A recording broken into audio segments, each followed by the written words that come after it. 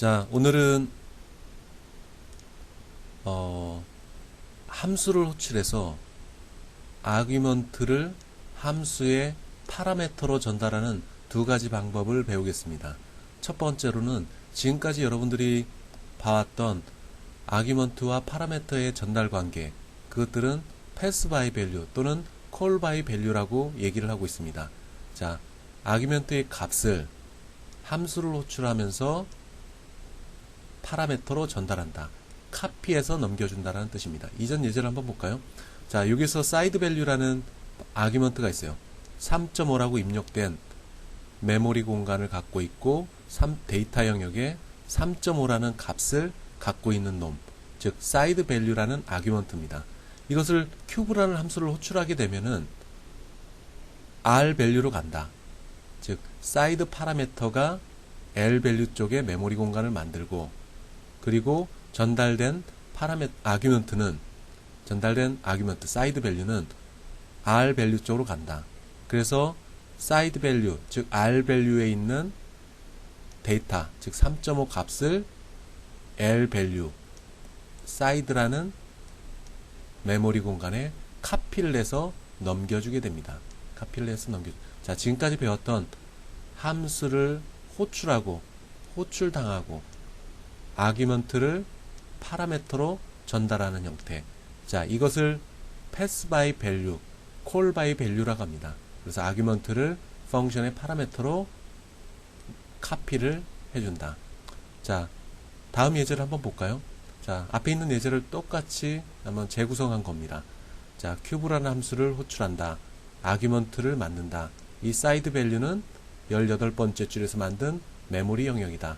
그 안에는 3.5가 있다. 자, 아규먼트를 파라메터로 전달할 때는 여기서 만들었던, 즉 요 메모리 공간을 R 밸류로 위치시킨다. 사이드, 즉 파라메터는 L 밸류 쪽으로 위치를 시킨다. 그리고 3.5, 여기 3.5로 초기화됐던 놈을 그대로 카피를 해서 넘겨주게 됩니다. 자, 큐브라는 함수의 바디를 한번 볼까요? 자, 사이드에 100을 곱해라. 그럼 결과가 35가 되겠네요. 자, 이게 3.5가 아니라 이제는 35가 됩니다. 35가 돼요. 자, 출력을 해볼까요? 물론 35가 출력이 될 겁니다. 그리고 큐브라는 함수가 종료되기 전에 사이드 곱하기 사이드 하면은 그 결과를 리턴을 하게 되는 거죠. 그리고 리턴을 하게 되면은, 하고 난 이후에는 14번째 줄, 즉 큐브라는 함수가 종료되면 이 사이드 파라미터 요놈이 메모리에서 사라지게 됩니다. 자, 다시 제어건이 19번째 줄로 와볼까요? 자, 큐브의 결과 35 곱하기 35 그 결과가 출력이 될 겁니다. 출력이 될 거예요. 자, 그리고 20번째 줄에서 사이드 밸류를 출력한다.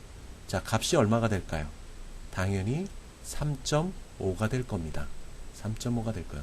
자, 이 안에서 이 사이드는 14번째 줄에 와서 큐브가 종료되면서 사라졌기 때문에 수번째 줄로 넘어왔을 경우, 19번째 줄로 넘어왔을 경우 사이드는 더 이상 스코프를 갖고 있지 않습니다.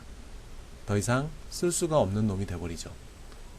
어쨌든 사이드 밸류를 출력하면 3.5가 출력이 됩니다.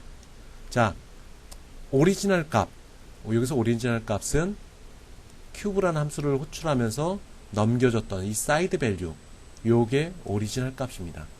자, pass by value로 했을 경우에, 지금 이 코드 마냥 pass by value로 했을 경우에는 전달되더라도 R 밸류 쪽으로 넘겨지고 카피돼서 L 밸류로 넘어갔기 때문에 이 오리지널 값은 여전히 3.5를 갖고 있는 놈이 유지가 됩니다. 이 메인 함수 내에서는 뭐 당연한 결과겠죠. 당연한 결과입니다. 자, 그것을 얘기한다. 자, 여기서 얘기한다는 뭐 오리지널 값의 변화는 콜러 쪽, 앞에 얘기했던 이 메인 함수 냈죠. 메인 함수에 큐브라는 쪽에서 콜 했을 때 콜러 쪽에서는 전혀 영향이 없다. 즉, 이 안에서 바뀌더라도 이 바퀴에서는 여전히 사이드 밸류가 변경되지 않은 상태로 존재를 한다. 자, 그러면 두 번째 방법이 뭐가 있을까요? 두 번째 방법은 pass by reference입니다. call by reference. 자, 이것은 pass by value에 비해 오리지널 값, 즉 콜러의 아규먼트 값, 아규먼트 데이터 밸류는 변경되어진다. 자, 예를 볼까요? 다음 예제입니다. 자, 달라진 게 뭐가 있을까요? 달라진 것은 요 AND 표시를 한 것뿐 외에는 달라진 코드가 없습니다. 자, 이 안에도 똑같아요. 큐브를 호출합니다. 사이드 밸류가 있어요. 이 사이드 밸류는 이런 모양으로 만들어진 놈입니다. 어디서 만들어졌다고 했죠? 18번째 줄에서 만들어진 놈입니다. 메모리 공간. 값은 3.5로 초기화된 상태로 존재를 합니다. 자, 이것을 전달하는데 레퍼런스로 전달합니다. 그럼 구문이 어떻게 될까요? 이렇게 하고 사이드 밸류 이렇게 됩니다. 자, 이 구문이 의미하는 게 뭘까요? 자, 결론부터 얘기를 하면은 이 레퍼런스, 즉 사이드라는 레퍼런스는 R 밸류의, 즉 R 밸류는 요거겠죠. R 밸류의 이름표입니다. 번호 태그예요. 태그. 앞에서 뵀던 이 사이드와 다르게 이 사이드는 파라미터지만 이 큐브 안에서 로컬 변수로 유지되는, 즉 별도의 메모리 공간을 갖고 있는 놈이다. 그런데 그에 비해 이 사이드라는 레퍼런스는 이름표입니다. 이름표. 자, 이름표를 갖고 있어요. 이름표를 가지고 이 안에서 오퍼레이션이 됩니다. 자, 사이드 뭐냐? 이름표네. 이름표에 붙어있는 메모리 공간은 요겁니다. 이름표에 붙어있는 메모리 공간은 요거예요. 자, 거기에 100을 곱한다. 그러면 3.5가 35가 되겠죠. 35가 됩니다. 자, 출력을 해볼까요? 당연히 35가 출력이 됩니다. 이 말의 뜻은 사이드. 자, 사이드가 뭔가 보니까 이름표, 즉 레퍼런스다. 그러면 레퍼런스에 붙어있는, 이름표에 붙어있는 메모리 공간은 얼마냐? 35다.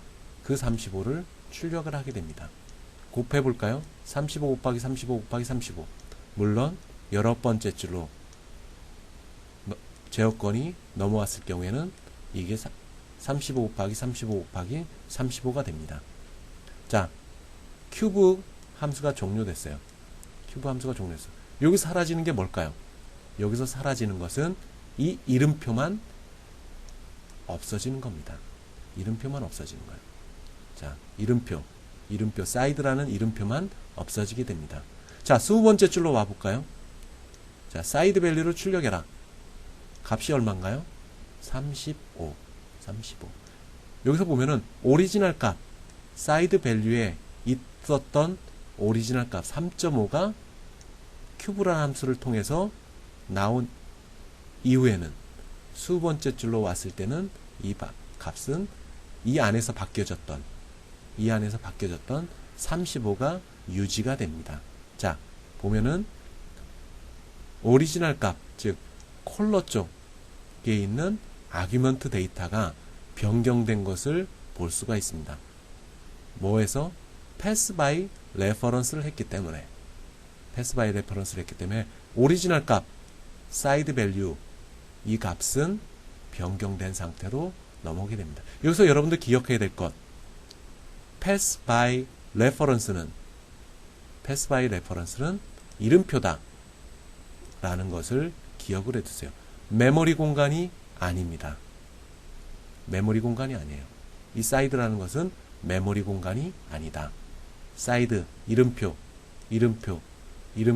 즉 이름표에 붙어져 있는 메모리 공간에 있는 데이터 값을 100을 곱해서 바꿔라. 종료됐다. 여기 사라지는 것은 이름표만 사라집니다. 이름표만 사라져요.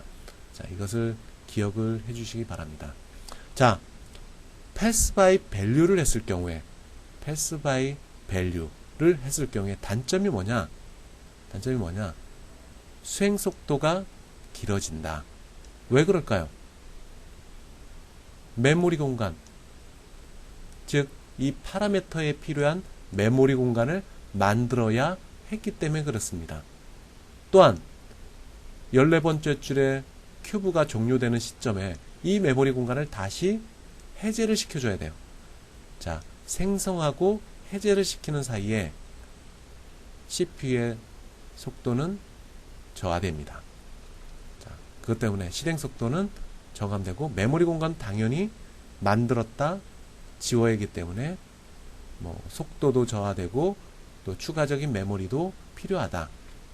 자, 이제부터는 레퍼런스에 대한 얘기를 하고 있습니다. 레퍼런스는 가짜 이름이다, 별명이다 라고 얘기했어요. 그리고 이름표다, 이름표. 자, 표기는 이렇게 합니다. 카운터라는 이놈은 이 변수는 레퍼런스 변수다. 레퍼런스 변수다. 이름표다. 자, 오리지널 값을 참조하는 거다. 여기서 참조. 레퍼런스 지난 시간에 배웠죠. 레퍼런스의 동사 또는 레퍼라는 의미에 갖고 있는 것은 뭐냐? 읽고 쓸 수 있다라는 겁니다. 자, 지난 시간에 배웠던 레퍼런스의 동사 그리고 레퍼라는 이름은 읽고 쓸 수가 있다라는 말입니다. 뭘 읽을 수 있을까요? 오리지널 밸류, 오리지널 변수, 즉 아규먼트가 되겠죠. 아규먼트. 자, 패스 바이 레퍼런스를 했을 경우에는 카피를 하는 과정에서 오버헤드, 즉 불필요한 성능 저하가 발생되지 않을 수 있다. 자, 단점이 뭘까요? 단점. 보안성이 떨어진다. 보안성이라는 건 뭘까요? 오리지널 값을 훼손시킬 수가 있다. 자, 훼손시킨다. 어떤 경우에는 값을 변경하는 장점이 있는데 어떤 경우에는 그것을 또 훼손이라는 의미를 표현하고 있어요. 자, 상황에 따라 다르게 됩니다. 어떤 경우에는 오리지널 값을 변경하지 않아야 될 경우가 있어요. 그리고 어떤 경우에는 오리지널 값을 변경해야 될 경우가 있습니다. 자, 두 가지 경우에 따라서 레퍼런스를 쓸지 밸류를 쓸지 여러분들이 판단을 하셔야 됩니다. 어쨌든 레퍼런스를 썼을 경우에는 패스 바이 밸류에 비해 추가적인 메모리가 소요되지 않는다. 추가적인 메모리가 소요되지 않는다. 두 번째로는 메모리를 만들고 해제하는 과정에서 수행 속도가 저감될 이유가 발생하지 않는다. 이런 장점을 갖고 있다고 하고 있습니다. 자, 이번 예제를 볼까요? 앞에서 예제하는 것과 동일합니다. x를 2라고 초기화를 했어요. 메모리 공간을 여기서 만듭니다. 값은 2라고. 두 번째, z라는 이름은 또 메모리 공간을 만들고 초기화 4를 만듭니다. 자, 스퀘어 바이 밸류 호출해요. 요 메모리 공간을 가지고 이 메모리 공간을 아규먼트로 전달하게 됩니다. 자, 스퀘어 바이 밸류로 가볼까요? 그러면 어떻게 될까요? 여기에 메모리 공간, 조금 전에 만들었던 메모리 공간 x 2라는 메모리 공간을 r 밸류로 놓습니다. 그것을 넘버라는 메모리 공간을 만들어서 카피를 해요. 자, 2가 카피돼서 넘버는 이제 2가 될 겁니다. 2. 넘버 곱하기 넘버. 그럼 결과는 리턴은 4가 되겠죠. 4가 돼서 넘어옵니다. 그리고 이 안에 있던 넘버라는 로컬 변수는 프로그램이 스퀘어 바이 밸류라는 함수가 종료되면서 소멸됩니다. 나왔어요. 결과는 4가 출력이 되겠죠. 그러나 x값은 이 메모리 공간에 있는 2가 출력이 됩니다. 즉 오리지널 값이 변경되지 않았죠. 자, 패스 바이 밸류입니다. 두 번째, z라는 값, 여기서 만들어졌던 13번째 줄에 만들어졌던 메모리 공간 그리고 초기화 값은 4. 이것을 전달합니다. 전달하는데 어떻게 전달했어요? 레퍼런스로 전달했습니다. 마찬가지로 이렇게 올 거예요. 4. 그런데 넘버 ref는 여기와 같이 메모리 공간이 아니다. 이름표다. 이름표. 즉, 요놈을 가리키는 이 메모리 공간을 R 밸류 쪽에 있는 메모리 공간을 가리키는 이름표다. 자, 이름표 어딘가요? 요거네. 그 안에 있는 게 정체는 뭘까요? 요거네요. 실체는 이거네. 거기를 4를 곱합니다. 4 곱하기 4. 16이 되겠죠. 그럼 요 값이 16 상태입니다.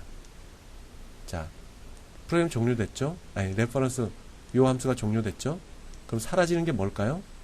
넘버 ref. 즉, 이름표가 사라지게 됩니다. 밖에 나왔어요. Z를 출력해 볼까요? Z 뭐였어요? 요거네. 4가 출력이 됩니다. 아까는 X는 처음에 설정되는 이 값이 그대로 유지돼서 출력이 됐고, 요거는 16이 돼서 출력이 되네요. 4가 16이 돼서 Z 값이 출력을 합니다. pass by reference입니다. 자, 프로그래머들은 여러가지 오류를 범할 수가 있는데, 자, 뜻하지 않게 레퍼런스 파라미터를 밸류로 전달하게 되면은 잘못된 결과가 만들어질 수 있다. 자, 그리고 오리지널 값을 변경할 경우에 뜻하지 않는 사이드 이펙트, 원하지 않는 결과가 만들어질 수 있다. 오리지널 값을 훼손시킬 수 있다. 오리지널 값을 훼손시킬 수 있다. 레퍼런스를 썼을 경우에는 사이드 이펙트는 메인 함수, 즉 콜러 쪽에 있는 아규먼트가 뜻하지 않게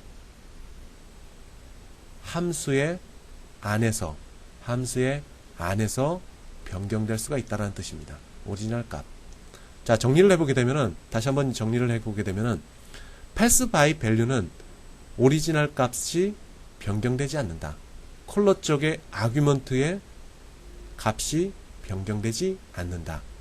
그러나 단점은 아규먼트를 전달하는 과정에서 파라미터의 메모리 공간을 필요로 한다. 또 하나의 단점은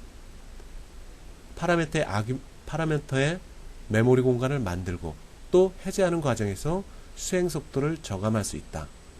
그 반면에 pass by reference는 이름표를 만드는 거다. 별도의 메모리 공간을 만드는 것이 아니다. 따라서 메모리 공간이 더 이상 필요하지 않겠죠. 그리고 오리지널 값을 바꿀 수 있는 상황이 생긴다. 그러나 오리지널 값이 바뀔 수 있는 프로그래머가 의도하지 않는 오리지널 값을 바꾸게 되는 사이드 이펙트가 발생할 수가 있다. 자, 그 뜻이 있습니다. 자, 그렇다면은 레퍼런스가 갖고 있는 장점, 추가적인 메모리가 필요하지 않다. 그리고 수행 속도가 빠르다. 그런데 원하지 않게 오리지널 값, 아규먼트를 바꾸게 될 수도 있다. 자, 그런 경우 그러면은 어떻게 해야 될까요?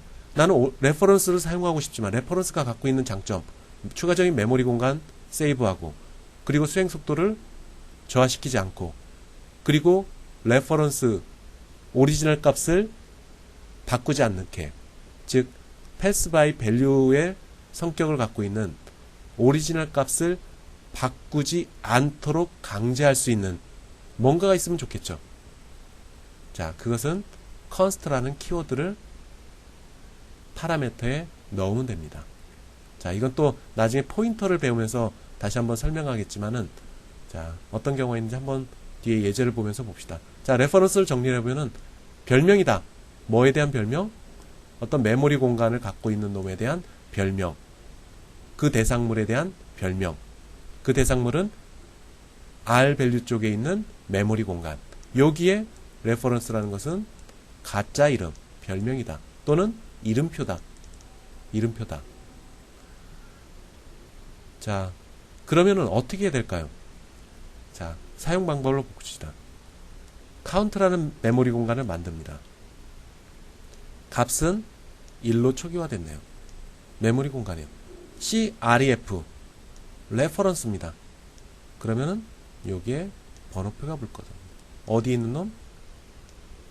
R 밸류 쪽에 지정된 요 놈에 대해서 번호표가 붙게 됩니다. 번호표가 붙어요. 그러면 이거 이름은 CREF입니다. 자, 값을 하나 올리라고 하네요.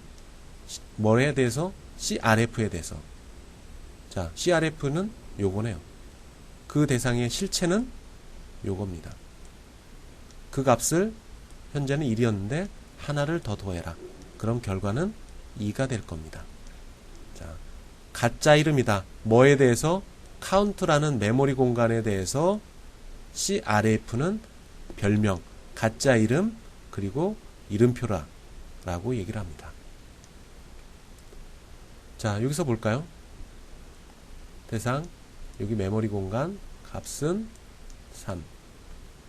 그리고 Y라는 것은 R 밸류 쪽에 있는 놈, 즉 X라는 요 메모리 공간입니다. 거기에 가짜 이름, 엘리어스. 자, 출력을 해볼까요? 뭐 3으로 출력되겠죠. 자, 13번째 줄 Y 뭘까요? 이름표네. 실체는 요놈. 현재 값은 3. 그것을 7로 바꿔라. 그럼 이게 3이었던 게 7이 됩니다. 출력을 해볼까요? X를 출력해 볼까요? X 당연히 7. Y를 출력을 해볼까요? Y가 뭘까요? 이름표. 이름표가 가리키고 있는 놈은 요놈. 7이 출력이 됩니다. 자, 이런 결과가 나옵니다. 자, 여러분이 기억해야 될 것은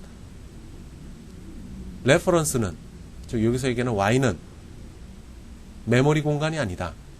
즉 이름표다. 별명이다. 어떤 별명? R 밸류 쪽.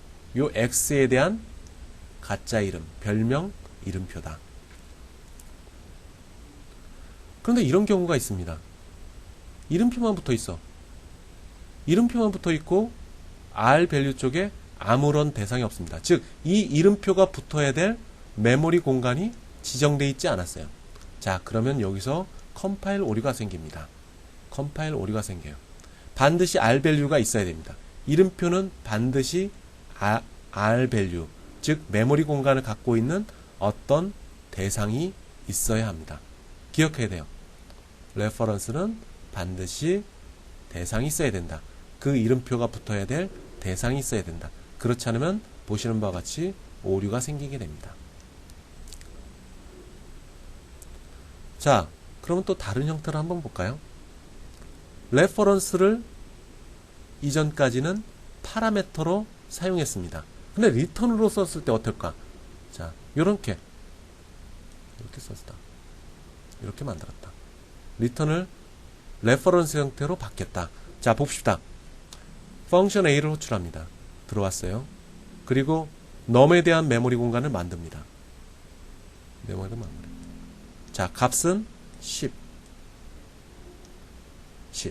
만들었어요. 리턴합니다. 어디서? 요 줄에서, 요 스테이트먼트에서. 그럼 구문은 어떻게 생길까요? 컴파일러는 이렇게 만들어 줄 겁니다. 이렇게. 자, 레퍼런스로 받았네요. 리턴을 레퍼런스로 받았습니다. 그 레퍼런스의 이름표의 이름은 모르죠. 컴파일러가 지정된 겁니다. 컴파일러가 이름을 만들어 놓은 거예요. 사용자는 알 수 없어요. 어쨌든 이런 유형이 됩니다. 그리고 리턴 되는 넘은 R 밸류 쪽으로 갑니다. 즉, 이 10이라는 메모리 공간이 R 밸류로 가요. 그러면 요 10이라는 메모리 공간은 이제부터는 컴파일러가 만들어준 물음표라는 이름표를 갖고 있는 놈이 됩니다. 자, 프로그램 종료됐어요. 종료됐어. 즉, 펑션 A가 종료됐어. 그러면 메모리 공간은, 사라져야 될 메모리 공간은 뭐가 있을까요? 펑션 A 내부에서 로컬 변수로 만들어져 있는 num이라는 놈입니다. 그럼 이게 되겠죠. 이게 사라집니다. 프로그램 종료되면서. 자, 제어권은 다시 이쪽으로 왔어요. 이쪽으로 왔어.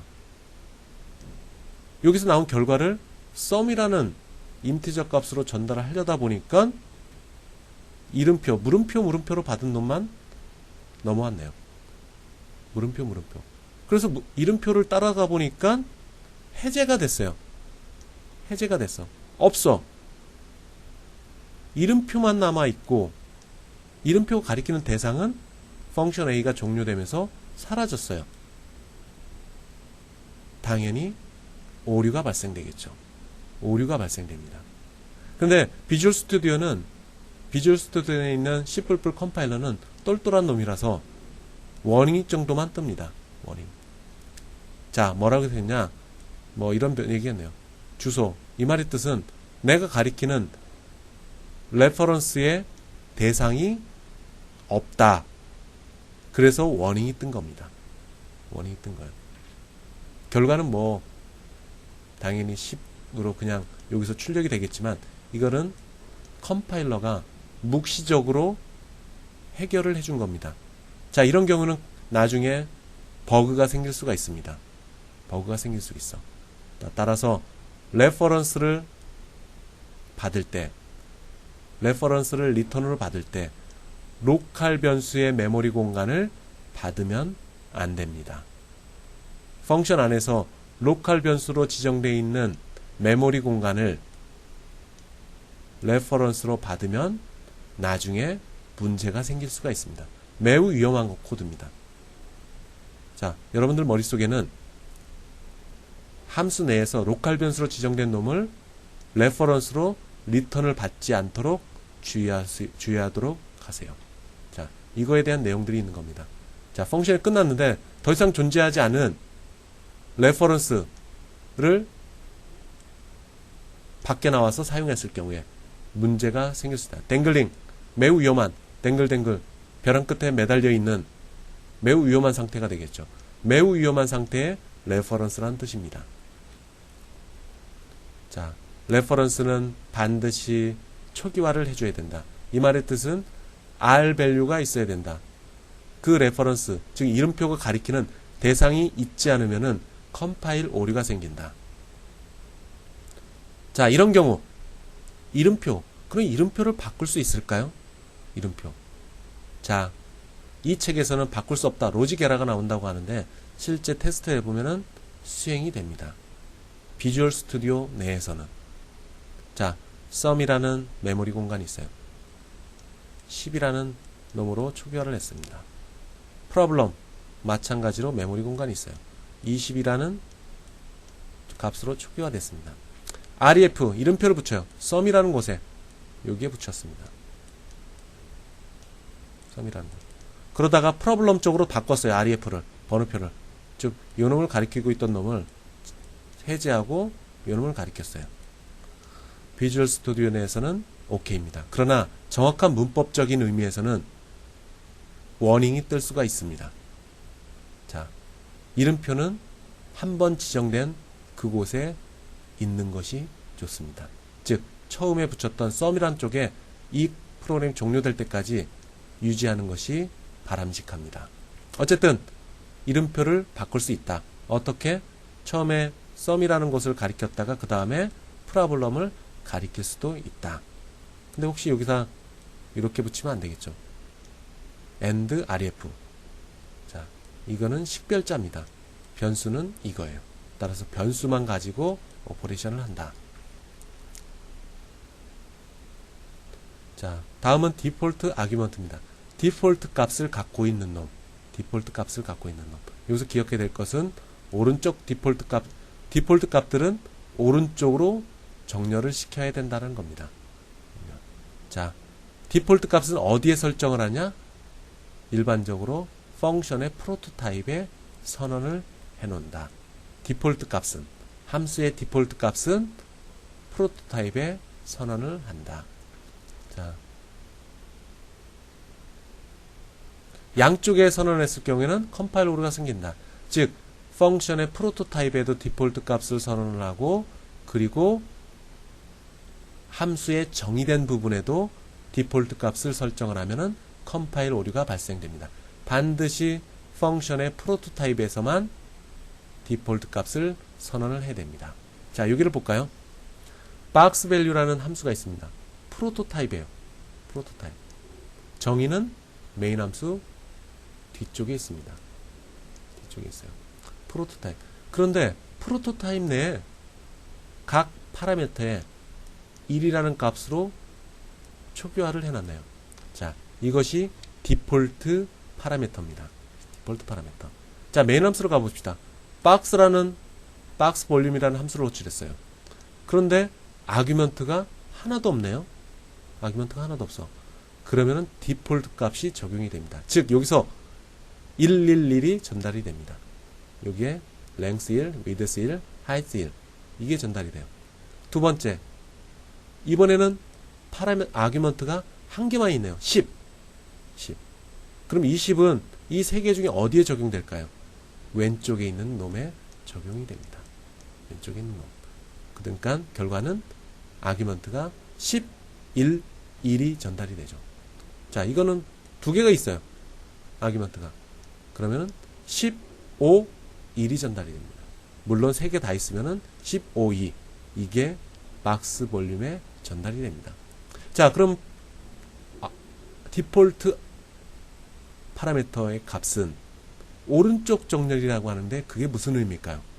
자, 디폴트 값을 갖고 있는 파라미터는 반드시 오른쪽에 위치를 시켜야 됩니다. 오른쪽에 위치를 시켜야 돼요. 자, 나는 여기서 디폴트 값을 하이트만 두고 나머지는 디폴트 값을 없애겠다.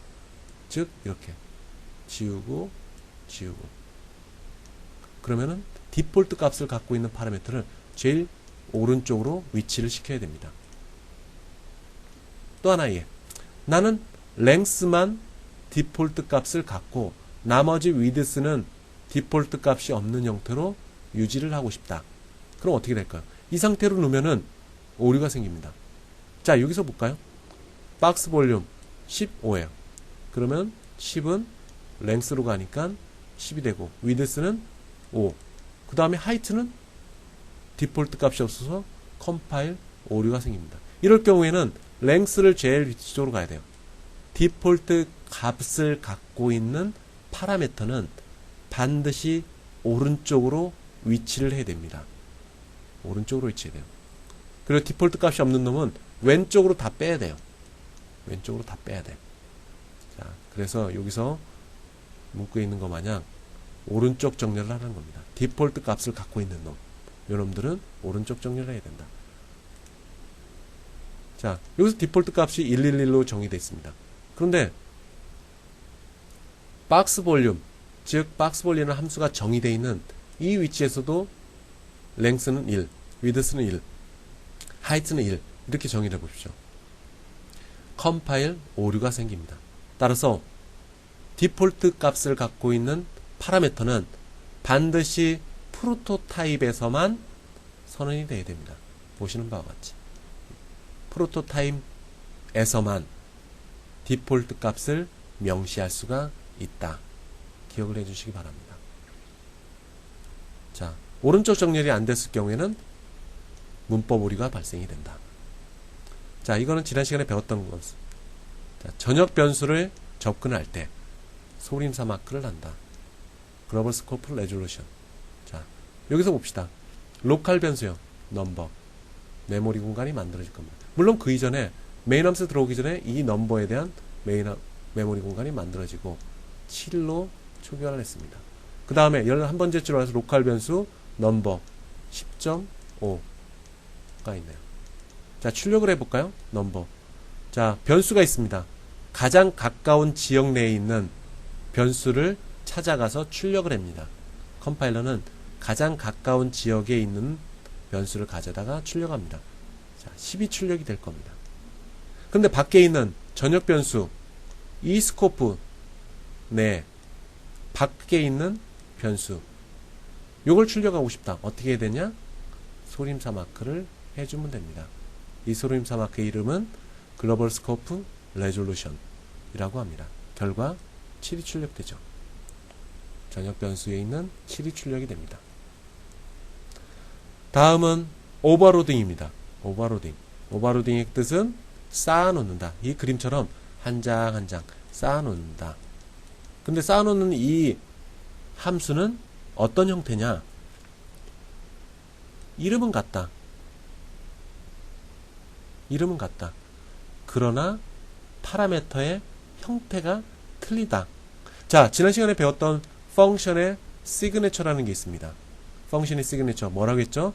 함수 이름, 그리고 파라메터의 개수, 각각의 파라메터의 타입, 그리고 파라메터의 순서. 이것이 펑션의 시그네처예요. 그런데 함수 이름은 같지만 그 안에 있는 파라메터 형태들이 틀리다 라고 하는 것, 이것을 오버로딩 함수입니다. 오버로딩 함수. 이름은 똑같지만 그 안에 있는 파라메터가 틀린 것들, 이것들을 오버로드 펑션이라고 합니다. 자, 이것을 왜 만들었을까요? 자, 이것은 프로그래머들이 함수 이름을 장명하기가 너무 힘들어서 그렇습니다. 자, 각각의 것들에 대한 모든 비슷한 형태를 꾸미고 있는데, 자, 에버리지라는 함수가 있어요. 근데 에버리지라는 이름은 인티저든 더블이든 캐릭터든 뭐 플로트든 동일하게 평균값을 구하는 겁니다.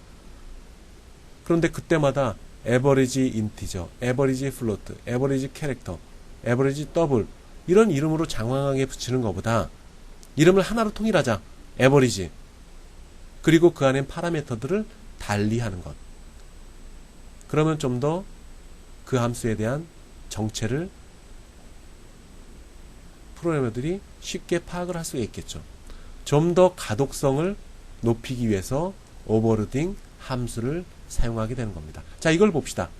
일반적으로 스퀘어라는 함수가 있어요. 스퀘어. 이름 똑같네.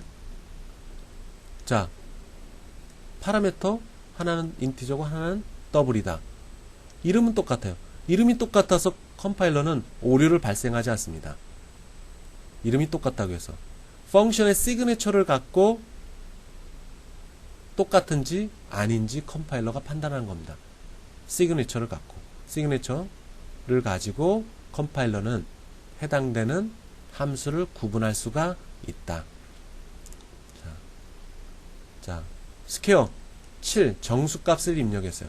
그럼 컴파일러가 앞에 선언되어 있던, 앞에서 정의되어 있던 또는 프로토타입을 확인합니다. 자, 스퀘어가 두 개 있네. 그런데 아규먼트를 인티저로 전달했다. 그러면 이쪽을 찾습니다. 이 함수를 찾아요. 이 함수를 찾아. 그리고 이 함수에 대해서 수행을 하게 됩니다. 자, 두 번째 스퀘어라는 함수를 또 찾습니다. 두 개가 있어요. 그 중에 소수점 있는 거 보니까 더블이네. 더블의 파라미터를 갖고 있는 요놈을 찾게 됩니다. 자, 컴파일러는 이렇게 찾는다. 이름만, 함수의 이름만 갖고 컴파일러가 찾지를 않는다. 컴파일러는 아까 설명했던 것 마냥 시그네처를 갖고 판단한다. 시그네처는 이름과 더불어 파라미터의 타입, 그리고 개수, 순서를 가지고 파악을 합니다. 구분을 한다. 자, 이런 게 있습니다. 자, 이것은 내부적으로 컴파일러가 함수의 이름을 어떻게 관리하는지 보는 겁니다. 스퀘어, nothing이라는 게 있어요. 그런데 주목할 것은 스퀘어라는 이름은 동일하지만 파라미터가 틀리다. 이것을 컴파일러가 어떻게 관리를 할까요? 자, 이렇게 관리를 합니다. 이렇게 관리해요. 스퀘어라는 이름은 동일하지만 뒤에 파라미터가 이런 형태이기 때문에 두 개는 서로 다른 함수다라고 컴파일러는 알고 있습니다. 자, 이것은 실제 여러분들 테스트하기는 좀 어려울 거예요. 여러분이 기억해야 될 것은 스퀘어라는 함수가 동일하다고 해서 컴파일러가 구분하지 못하는 것은 아니다. 왜? 컴파일러는 뒤에 있는 파라미터 요것까지 고려해서 구분한다. 요것까지라는 것, 펑션의 시그네처를 갖고 함수를 구별을 한다. 시그네처를 가지고 컴파일러는 함수를 구별한다. 기억해 주시기 바랍니다. 자, 그런데 이런 경우가 있어요. 함수 이름도 똑같아. 파라미터 리스트 유형도 똑같아. 즉 개수, 순서, 타입들이 똑같아. 그런데 리턴 타입만 틀려. 자, 리턴 타입은 펑션의 시그네처에 속하지 않습니다. 리턴 타입은 펑션의 시그네처에 포함되지 않습니다. 따라서 함수 이름도 같고 파라미터 유형도 똑같고 그러나 단지 리턴만 틀리다. 그러면 컴파일 오류가 생깁니다. 구분할 수 없어요. 컴파일러는 펑션의 시그니처를 갖고 구분하는데 그 시그니처는 똑같고 리턴 타입만 틀리다. 그러면은 두 개의 함수는 똑같다고 컴파일러는 생각을 하게 됩니다. 그래서 컴파일 오류가 생기는 거예요. 자, 다음은 펑션의 템플릿입니다. 템플릿. 원형자입니다. 원형자. 자, 원형자다라고 얘기를 합니다. 펑션의 템플릿은 원형자라고 얘기를 한다. 그럼 원형자, 이게 원형자가 뭘까요? 여러분들이 이미 초등학교 때 많이 봐왔던 겁니다. 자, 이런 거예요. 자, 이게 원형자입니다. 템플릿입니다. 자, 이걸 갖고 여러분들은 네모도 그리고 화살표도 그리고 동그라미도 그립니다. 원형자예요. 이것을 코드에서 구현할 수가 있습니다. 원형자. 자, 키워드는 타입 네임 또는 클래스라고 이름을 붙일 수 있다. 그리고 템플릿이라는 키워드로부터 시작을 하고 꺽쇠로 표기를 한다. 자, 이것을 만드는 이유는 코드를 좀 더 짧게 만들 수가 있다. 자, 다음 페이지로 가볼게요. 예제를 한번 보면 될 거예요. 자, 여기서 기억해야 될 거, 컴파일러에서 자동으로 코딩되는 거다. 컴파일러에 의해서 자동으로 코딩된다. 자동으로 코딩된다. 이게 무슨 뜻인가? 한번 예제를 보면서 한번 봅시다. 자, 이게 원형자예요. 템플릿입니다. 요만큼이 템플릿이에요. 템플릿.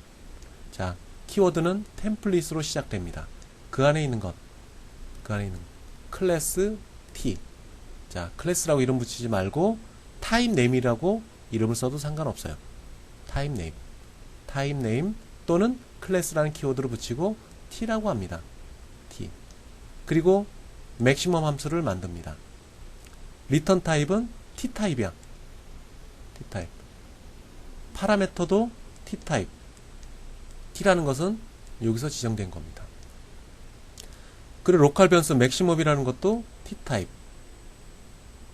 이렇게 지정이 됩니다. 자, 컴파일러는 이렇게 지정되어 있는 놈을 머릿속에 기억을 하고 있습니다. 원형자. 요것을 기억하고 있어요. 원형자. 어떤 원형자? 이렇게 지정된 놈을 기억을 하고 있습니다. 자, 맥시멈 함수로 가볼까요? 메인 함수로 가볼까요? 자, 여기서 20번째 줄에서 맥시멈이라는 함수를 호출합니다. 그러면 이전에 왔던 길을 거슬러 가다 보니까 요 템플릿으로 지정된 원형자로 지정된 맥시멈이라는 게 있어요. 그럼 그때 기억을 하고 있습니다. 컴파일러가 기억을 하고 있어요. 그 원형을 기억을 하고 있어요. 그러면 int1, int2, int3 다 인티저 타입입니다. 인티저 타입. 자, 인티저 타입이다. 컴파일러는 생각을 합니다. 아, 원형자의 인티저 타입으로 되어 있는 함수를 코딩해야겠구나 라고 생각을 합니다. 코딩을 하려고 생각해요. 그러면은 t라고 지정되어 있던 것, 요놈은 int가 됩니다. 그리고 t라고 지정되어 있던 요놈, 그리고 리턴 타입 요놈, 그리고 로컬 변수 요놈, 요 t를 모두 인티저로 바꿔치기를 합니다. 바꿔치기를 한 다음에 요 구역 내에서 코딩을 합니다. 코딩을 하는 거예요. 어떻게? 인티저 맥시멈 괄호 열고 인티저 x, 인티저 y, 인티저 z, 그리고 인티저 맥시멈 밸류. 자, t라고 지정되어 있던 것을 모두 인티저 타입으로 바꿔치기를 합니다. 그리고 이것을 컴파일러가 실제 내부에서 코딩을 합니다. 코딩을 하는 거예요. 자, 원형자에 동그라미를 그린 것처럼 여기서 동그라미를 그리는 거예요. 실제 그리는 거예요. 실제 그리는 겁니다. 즉, 실제 코드를 여기서 제너레이션 합니다. 자동으로 제너레이션 합니다. 자동으로 제너레이션 해요. 코드를 제너레이션 하는 거예요. 누가? 컴파일러가 실제 코드를 만든 겁니다. 그리고 이것을 오브젝트 코드로 만들어요. 확장자가 오브제인 코드로 만들어요. 즉 기계어로 바꿔요. 그리고 이 맥시멈 함수를 호출하면서 요것을 가져다가 전달합니다. 그러면 int1, int2, int3가 인티저 x, 인티저 y, 인티저 that로 넘어가게 되는 거죠. 자, 이번에는 더블 값을 입력을 받습니다. 또 맥시멈이라는 함수를 호출하네. 자, 원형을 갖고 옵니다. 앞 슬라이드에 있던 맥시멈이라고 저장했던 템플릿 함수를 가져옵니다. 더블 타입이에요. 더블 타입. 그 더블 타입에 대해서 코드를 합니다. 코딩을 합니다. 누가? 컴파일러가. 컴파일러가 템플릿 함수를 보고 더블 타입에 맞게 컴파일합니다. 그러면 더블 맥시멈 괄호 열고 더블 x, 더블 y, 더블 z 그리고 괄호 열 브레이스 열고 더블 맥시멈 밸류 이렇게 코딩을 합니다. 쭉 코딩해내요. 실제 컴파일러가 코딩을 합니다. 그리고 그거를 기계어로 바꿉니다. 기계어로 바꿔요. 그리고 나서 맥시멈 함수를 호출합니다. 호출해요. 자, 이번엔 캐릭터네. 자, 맥시멈 함수가 있어요. 캐릭터 타입이에요. 캐릭터 타입. 지난 시간에 얘기했지만 캐릭터 타입은 ASCII 코드 테이블에 있는 상수값을 갖고 있습니다. 그래서 비교를 할 수 있어요. 맥시멈인지 아닌지 비교를 할 수 있습니다. 자, 맥시멈 타입을 보니까 캐릭터네. 자, 그러면 캐릭터에 맞게 템플릿 함수를 보고 컴파일러가 코딩을 합니다. 리턴 타임 캐릭터 맥시멈 그리고 괄호 열고 캐릭터 x, 캐릭터 y, 캐릭터 z 그리고 안에 들어가서 캐릭터 맥시멈 밸류 이렇게 코딩을 합니다. 그걸 오브젝트 코드로 만들어요. 그리고 그거 나서 맥시멈이라는 함수를 호출합니다. 맥시멈 함수를 호출해요. 한 가지 더 40번째 줄과 41번째 줄 사이에 맥시멈 더블을 갖고 있는 함수를 호출한다. 자, 컴파일러는 그때 자, 이해하기 어려우니까 예를 들어볼까요? 자, 40번째 줄과 41번째 줄 사이에 이 코드를 집어넣습니다. 자, 이 코드를 집어넣었을 때 내부적으로 어떻게 움직일까요? 자, 40번째 줄과 41번째 줄에 맥시멈 밸류를 호출합니다. A, B, C는 모두 더블이에요. 더블. 그럼 컴파일러가 다시 코드를 할까요? 다시. 즉, 더블 타입, 맥시멈, 가로 열고 더블 x, 더블 y, 더블 z 그리고 더블 맥시멈 밸류 이렇게 또 코딩을 할까요? 아닙니다. 컴파일러는 이미 내부적으로 만들어졌던 즉 23번째 줄을 30번째 줄을 지나가면서 만들어져 있는 더블 타입에 맞는 코드가 있는 걸 확인합니다. 그래서 요 함수를 호출하게 되는 거죠. 요 함수를 이미 만들어져 원형자를 통해서 템플릿 함수를 통해서 만들어진 즉 템플릿 함수에 더블로 적용이 돼서 코딩되어진 이 함수를 호출합니다. 언제? 다음과 같이 다시 한번 호출되었을 때 다시 한번 호출되어졌을 때는 이 호출되는 시점에서 또 코딩을 하는 게 아니라 이미 이 맥시멈 함수가 오기 이전에 즉 요 구역에서 내부적으로 코딩을 했기 때문에 이것을 호출합니다. 따로 만들지 않았습니다. 두 번 만들지 않아요. 두 번 만들지 않습니다. 한 번 만들어졌던 요 놈을 호출하는 거예요. 첫 번째 진입했을 때 코딩을 할 뿐입니다. 코딩을 했을 때. 자, 인티저 타입에 대해서는 이미 만들어져 있고 이 코드 내에서 더블 타입에서는 만들어져 있고 그리고 캐릭터 타입에서는 만들어져 있다. 그런데 보시는 바와 같이 또 더블 타입에 대해서 또 40번째 줄과 41번째 줄에 있다 라고 했을 때는 새로 코딩을 만드는 것이 아니라 이미 앞부분에서 앞 단계에서 만들어졌던 요 코드를 재활용하는 겁니다. 그냥 이 코드를 접근을 해서 호출해서 맥시멈 함수가 수행이 되는 겁니다. 자, 이런 차이점이 있습니다. 어쨌든 템플릿 함수라는 것은 어떤 특정 타입에 대한 것들이 호출이 되었을 때 컴파일러가 내부적으로 자동으로 코딩을 하고 그걸 오브젝트 코드로 바꿔서 호출한다. 그러나 W의 경우와 같이 또 한 번 호출을 했다. 다시 한 번 호출했다.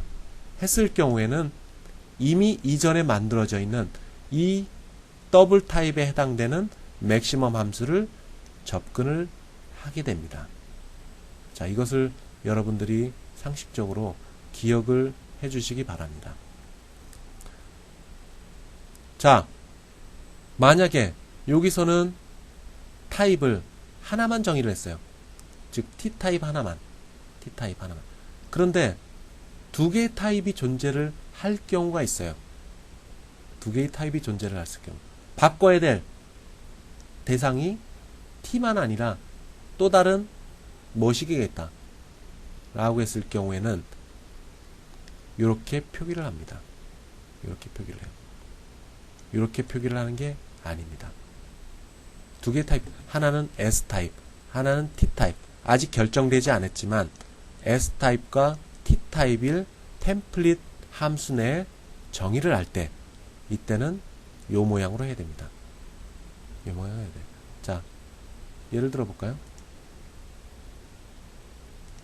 만약에 T 그리고 S가 있다. 그리고 요 맥시멈이 S다. 라고 했을 경우에는 T 쪽으로 넘어온 놈들은 T로 바꾸고 S 쪽으로 넘겨준 타입들은 S 쪽을 바꿉니다. S 쪽을 바꾸는. 단어 바꾸기와 동일하게 됩니다. 단어 바꾸기처럼. 그게 된다. 그리고 한 가지 더. 그럼 뭐 굳이 왜 템플릿 함수를 쓸까요? 앞에서 설명한 것 마냥 더블 타입, 인티저 타입, 즉 이게 앞에 봅시다. 하나는 인티저 타입, 하나는 더블 타입, 하나는 캐릭터 타입, 이렇게 세 개를 구분해서 쓰게 되면 코드량이 이만큼 될 겁니다. 코드량이. 그런데 템플릿을 썼을 경우에는 코드량이 아주 간단하게죠. 템플릿 하나만 달랑 쓰면 돼요. 이 안에 뭐 더블 맥시멈, 더블 밸류, 더블 밸류 2, 더블 밸류 3 이거 하고 또 인티저 타입, 인티저 맥스, 인티저 밸류 1, 인티저 밸류 2, 인티저 밸류 3 또 캐릭터 타입, 캐릭터 맥시멈, 캐릭터 밸류 1, 캐릭터 밸류 2, 캐릭터 밸류 3 이것을 쭉 써야 돼요. 코드량이 많아지게 됩니다. 코드량이 상당히 많아져요. 자, 코드를 심플하게 할 경우에 간단하게 할 경우에 템플릿을 쓰게 됩니다. 자, 그래서 이 교재의 제일 뒷부분 스탠다드 템플릿 라이브러리가 있어요. 자, 많은 알고리즘과 데이터 스트럭처를 쉽게 구현해 줄 수 있는 라이브러리입니다. 근데 그것들이 모두 템플릿 형태로 돼 있어요. 템플릿 형태. 즉 코드가 컴팩트하게 만들게 하기 위해서 필요합니다. 자, 장점은 코드를 컴팩트하게 한다. 단점은 많이 있어요. 단점. 왜? 부를 때마다 컴파일러가 직접 코딩해서 기계어로 바꿔주고 그 다음에 호출을 해야 됩니다. 즉 코딩을 하는 과정, 각각의 것들을 코딩하는 과정, 시간이 많이 걸리게 됩니다. 시간이 많이 걸려. 직접 코딩을 해야 되기 때문에. 단점은 그렇습니다. 장점은 아까 얘기한 것 마냥 코드량이 단순해진다. 그러면 내부적으로 수행속도 측면에서는 어떨까요? 만약에 이게 인티저 타입, 캐릭터 타입, 더블 타입이 각각이 정의되어 있을 경우, 즉 템플릿을 안 쓰고 더블에 대한 맥시멈, 인티저의 맥시멈, 캐릭터에 대한 맥시멈 이것을 쭉 썼을 경우에는 이만큼을 모두 오브젝트 코드로 바꿔줘야 됩니다. 오브젝트 코드로 바꿔줘야 돼. 근데 실제 메인 함수에 썼을 경우에는 인티저만 하나만 달랑 썼다. 이 내부에는 없고 더블이나 캐릭터는 없고 했을 경우에 그러면 인티저에 맞는 것만 만들어서 컴파일 해주면 됩니다. 쓸데없이 이 많은 것 그 외에 쓰지도 않는 맥시멈 함수는 이 코드 내에서 템플릿 썼을 경우에는 적용되지 않습니다. 즉 수행 속도가 빨라지게 되겠죠. 그리고 수행되는 실행 파일의 크기도 짧아집니다. 그런데 여기와 같이 인티저, 더블, 캐릭터 모두 썼다. 그러면은 템플릿을 썼을 경우와 그리고 각각의 함수를 썼을 경우 거의 똑같습니다. 거의 똑같아요. 여기서 거의 똑같다는 말은 실행 파일의 크기가 거의 똑같다. 왜? 컴파일러가 직접 만들었잖아요. 인티저, 캐릭터에 대해서 만들었고 더블에 대해서 만들었고 인티저에 대해서 만들었기 때문에 템플릿을 안 쓰고 각각의 모든 것을 함수를 정의했을 경우와 똑같은 사이즈가 만들어지게 되는 겁니다. 똑같은 사이즈가 만들어질 거예요. 자, 그것을 여러분들이 상식적으로 기억을 해주시길 바랍니다. 정리를 해보게 되면 템플릿 함수는 컴파일러가 그 템플릿을 보고 호출되었던 시점에서 자동 코딩을 해준다. 실제 코드를 만든다. 누가? 컴파일러가. 그리고 그 다음에 연결을 시켜준다.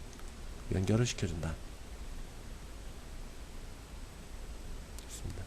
자, 다음은 리커시브 함수입니다. 재기적 용법. 이것은 재기적 용법은 좀 고급 기능에 해당돼요. 자기가 또 자기를 부르는 겁니다. 함수가 똑같은 함수가 자기를 또다시 부르는 겁니다. 언제까지? 베이스 케이스까지. 자, 팩토리얼을 계산해 봅시다. 자, 5의 팩토리얼은 이렇게 됩니다. 이것을 어떻게 구현하느냐? 이렇게 구현을 합니다. 자, 팩토리얼 0을 들어가면 0의 팩토리얼 1이 됩니다. 자, 만약에 3이라고 해봅시다. 카운터가 3. 팩토리얼 함수를 호출합니다. 호출되는 시점으로 가볼까요? 넘버가 3이 됩니다. 넘버가 1보다 크냐? 1보다 작냐? 아니다. 그럼 else 쪽으로 가겠죠. else 쪽. 그러면 넘버 3 곱하기 그리고 팩토리얼 넘버 빼기 1이니까 2. 자기 자신을 또 부르네요. 팩토리얼 내부에서 또 팩토리얼을 부르게 됩니다. 물론 여기서는 3이었지만 2를 가지고 부릅니다. 자, 지난 시간에 했던 펑션 콜 스택을 생각을 해봅시다. 펑션 콜 스택. 자, 메인 함수에 들어갔어요. 메인 함수가 종료되기 전에 팩토리얼 함수를 호출하네요. 그러면 펑션 콜 스택에 메인 함수가 들어갑니다. 3이 들어갔어요. 3인 경우 3이 들어갔어. 3이 들어가서 else 쪽으로 가서 3 곱하기 팩토리얼 2가 되네요. 29가 나가지 않았어요. 28에서 제곱권이 머물렀어요. 머무르면서 팩토리얼 2를 호출합니다. 다시 2를 호출합니다. 그러면은 이전에 팩토리얼 3이 들어갔던 놈은 끝나지 않았기 때문에 펑션 콜 스택에 들어갑니다.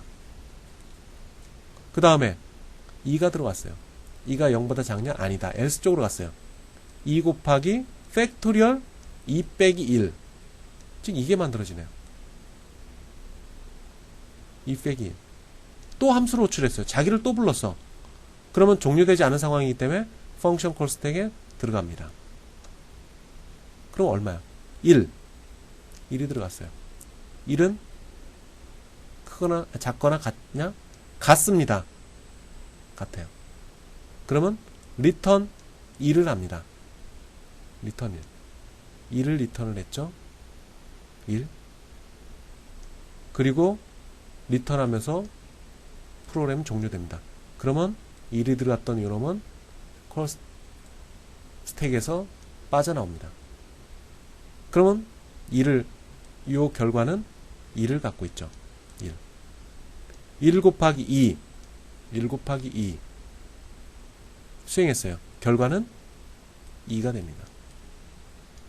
그리고 리턴 됐기 때문에, 완료가 됐기 때문에, 이 문장이 다 완료가 됐기 때문에 리턴 됐습니다. 그리고 종료됐어. 그러면 팩토리 2를 갖고 있던 이놈은 스택에서 빠져나갑니다. 다시 아까 요놈 2가 이쪽에 들어오죠. 이 동그라미 영역에 2가 들어옵니다. 그리고 2 곱하기 넘버는 3, 6이 됩니다. 리턴 됩니다. 프로그램이 종료돼요. 그러면 이거 콜 스택에서 나옵니다. 다시 메인 함수로 넘어가겠죠. 그리고 프로그램은 종료가 됩니다. 자, 펑션 콜 스택 개념에서 접근을 하면은 리커시브 함수 이해할 수가 있어요.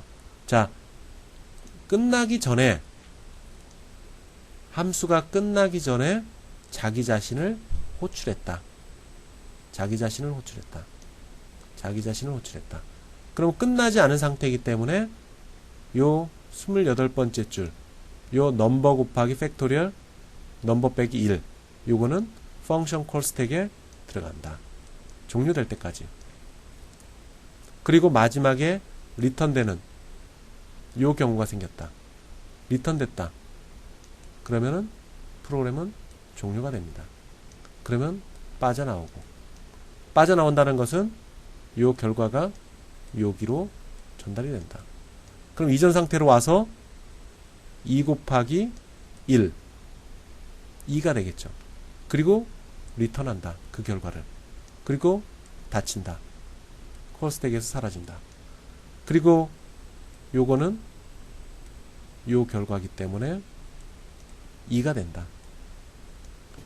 3 곱하기 2, 6이 되죠. 6을 리턴하고 또 종료가 된다. 빠져나가게 됩니다. 그래서 이런 과정들이 수행이 되는 겁니다. 지금은 3에 대한 경우예요.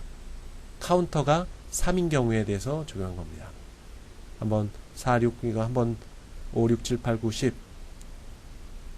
10바퀴 도는 동안에 팩토리얼 함수가 어떻게 반복적으로 호출되는지 여러분들이 그림으로서 한번 그려가면서 이해를 해볼 수 있도록 하세요. 여기서는 베이스가 요게 됩니다. 어느 순간에 한번 리턴하는 것. 더 이상 자기 자신을 부르지 않고 빠져나가는 시점. 즉 여기서 넘버가 1보다 작거나 아니면 같은 경우, 작거나 같은 경우는 1이 됩니다. 더 이상 자기 자신을 호출하지 않는 그 시점, 더 이상 자기 자신을 호출하지 않는 그 시점을 베이스라고 얘기합니다. 베이스 케이스라고 얘기해요.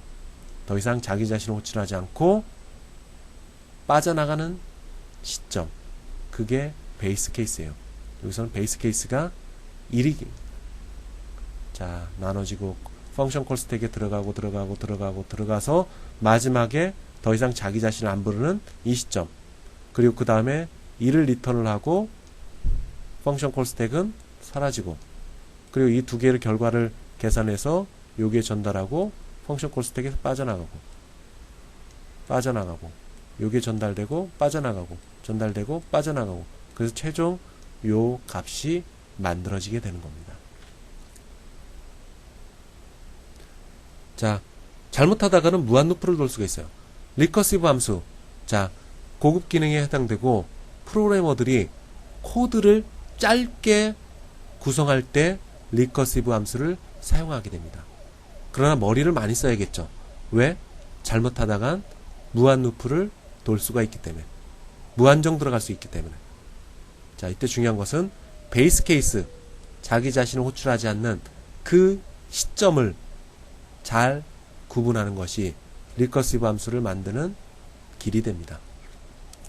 자, 다음은 피보나치 수열이에요. 자, 피보나치 수열의 동영상 한번 볼까요? 자, 이런 게 있네요. 자, 이것도 이 클래스에 올려놓겠습니다. 피보나치 수열. 자, 1 더하기 1은 2. 그리고 그 2가 다시 올라와서 3. 3이 올라와서 그 다음에 2. 위에 있는 거 내려오고 5가 올라가고 그 다음에 3이 내려오고 8. 8이 위로 올라가고 앞에 있던 5가 아래로 내려오고.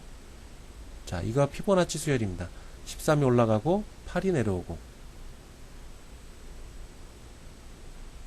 자, 이런 것이 피보나치 수열입니다. 자, 이게 어떤 수학적으로 어떤 개념을 갖고 있냐? 이런 개념을 갖고 있어요. 수렴한 개념입니다. 수렴을 한다. 더하기가 다음번 수열입니다. 자, 그 중에 하나를 가져옵시다. 그러면 직사각형을 만들고 직사각형의 반을 가지고 또 이만큼. 자, 수렴되는 상황을 보고 있어요. 수렴. 자, 이것을 곡선을 그리면 아주 유연한 자유곡선이 만들어지게 됩니다. 자, 이런 개념을 갖고 있는 게 피보나치 수열이다. 자, 지금부터 리커시브 함수를 이용해서 피보나치 수열을 만들 겁니다. 자, 방법은 이런 거예요. 0일 경우 0, 1일 경우 1. 만약 n일 경우는 피보나치 n과 n 빼기 2 두 개의 리커시브 함수로 반복적으로 호출될 겁니다. 자, 리커시브 함수. 아까 팩토리얼과 비슷하게 만들어 봅시다. 자, 팩토리에 들어왔어요. 팩토리얼. 베이스 케이스는 어떤가요? 베이스 케이스는 넘버가 0이고 또는 넘버가 1인 경우. 이걸 베이스 케이스입니다.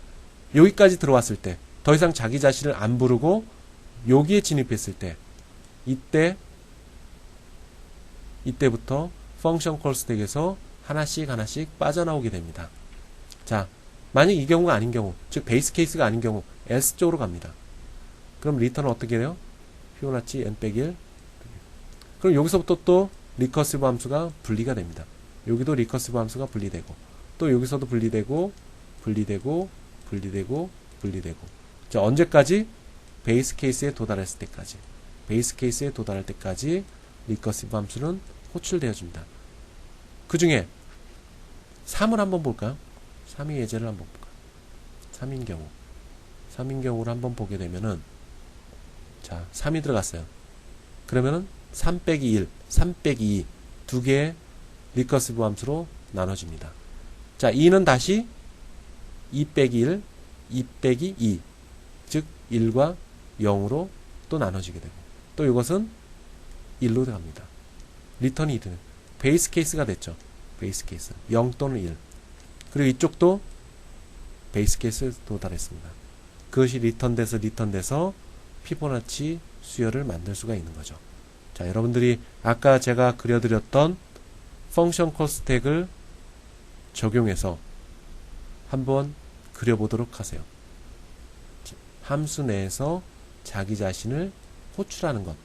이게 리커시브 함수입니다. 자, 리커시브 함수 주의할 점이 있습니다. 단점이 많아요. 첫 번째는 그냥 루프를 썼을, 화일문이나 포문을 썼을 경우에 비해 수행 속도는 매우 저하감됩니다. 즉 30번째 피보나치 수열을 계산을 하겠다. 그러면 2의 30승만큼 함수를 호출해야 됩니다. 2의 30승 10억 번을 호출하는 거죠. 굉장히 많아요. 자, 재기적 함수를 호출할수록 익스포넨셜로 증가됩니다. 수행 속도는. 함수를 호출해야 돼요. 이만큼의 개수를 호출해야 됩니다. 함수를 호출해야 돼요. 수행 속도가 어쨌든 저감이 되겠죠. 많이 떨어질 겁니다.